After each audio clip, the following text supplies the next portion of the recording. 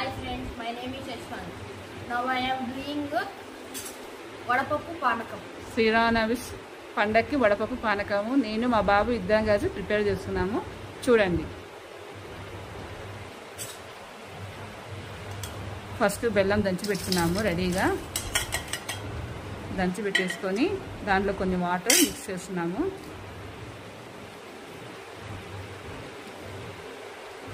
ఇంకొన్ని తర్వాత యాలకుల పొడి కూడా కొట్టి పెట్టుకున్నాము. అది కూడా మిక్స్ చేస్తున్నాము. ఆ రెండింటిని మా బాబు మిక్స్ చేస్తున్నాడు. మా బాబుని నేను చేస్తామమ్మీ అంటే ఇంకా మేమిద్దరం కలిసి ప్రిపేర్ చేస్తున్నాము.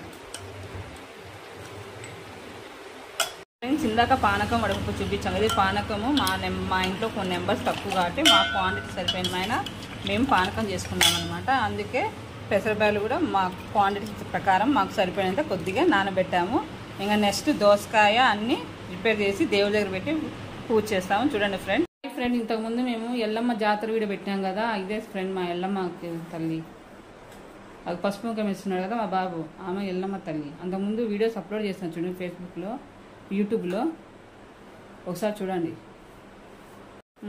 ఫ్రెండ్స్. ఈమె మా ఎల్లమ్మ తల్లి విగ్రహం. ఇక్కడ మా ఎల్లమ్మ తల్లిది ఫోటో ఉంది. ఇక్కడ అన్నపూర్ణాదేవి ఉంది. ఇటు పక్క వెంకటేశ్వర స్వామి, ఆంజనేయ స్వామి ఉన్నారు. మా ఎల్లమ్మ తల్లిది విగ్రహం చూడండి ఫ్రెండ్స్, కనిపిస్తుందా?